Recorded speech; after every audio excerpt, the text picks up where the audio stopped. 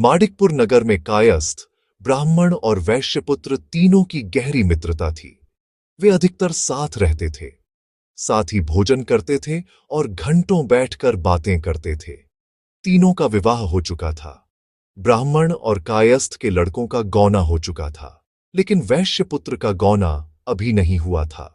उसके दोस्तों ने एक दिन वैश्यपुत्र से कहा, अरे यार, तुम्हारे घर में नौकर चाकर हैं, धन के भंडार भरे हैं, लेकिन तुम्हारी पत्नी के बिना घर सूना सूना सा लगता है। तुम अपनी ससुराल जाकर अपनी पत्नी को ले क्यों नहीं आते? दोनों मित्रों के कहने पर वैश्यपुत्र धनराज ने अपनी पत्नी कुसुम को ले आने का निश्चय कर लिया। अगले दिन धनराज ने अपने माता पिता से कहा कि वह कुसुम को लेने ससुराल जा रहा है। उसकी बात सुनकर माता पिता हैरान होते हुए बोले, बेटे, अभी शुक्र अस्त हो रहा है, इसीलिए अभी कुसुम को लाना उचित नहीं है, कुछ दिन ठहर जा। लेकिन धनराज अपनी जिद पर अड़ा हुआ था। वह नहीं माना।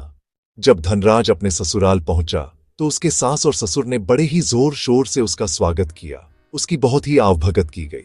जब धनराज ने कुसुम को विदा करने की बात कही तो उसके सास ससुर बोले, बेटे, अभी शुक्र अस्त हो रहा है, ऐसे समय में लड़की को विदा नहीं करते, कुछ दिन ठहर जाओ, फिर हम खुशी खुशी विदा कर देंगे। लेकिन धनराज ने तो उसी दिन कुसुम को विदा करने की जिद पकड़ ली। सबने उसे समझाने की कोशिश की, पर उसने किसी की एक भी बात नहीं मानी। आखिरकार सास ससुर को हार माननी पड़ी और कुसुम को विदा करना ही पड़ा। अपनी पत्नी कुसुम को विदा करवाकर धनराज अपने घर के लिए निकल पड़ा।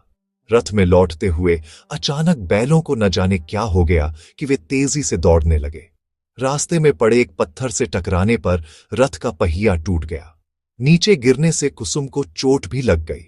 अब दोनों को आगे की यात्रा पैदल ही तय करनी पड़ी।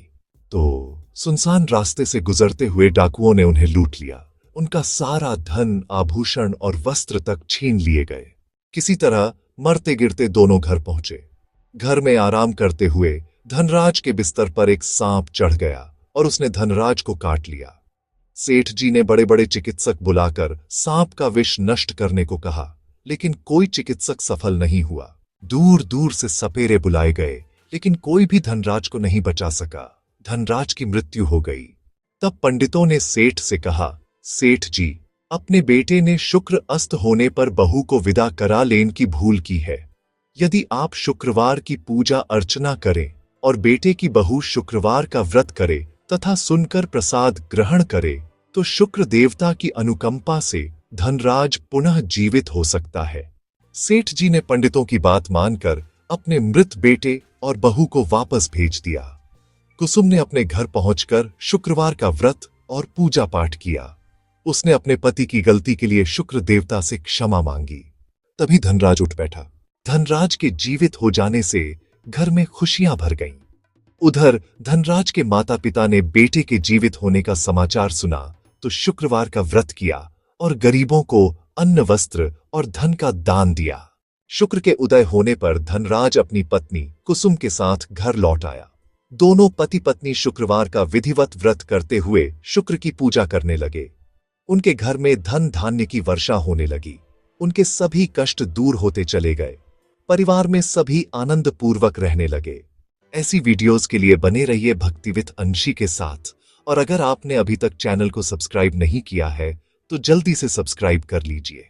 राधे राधे।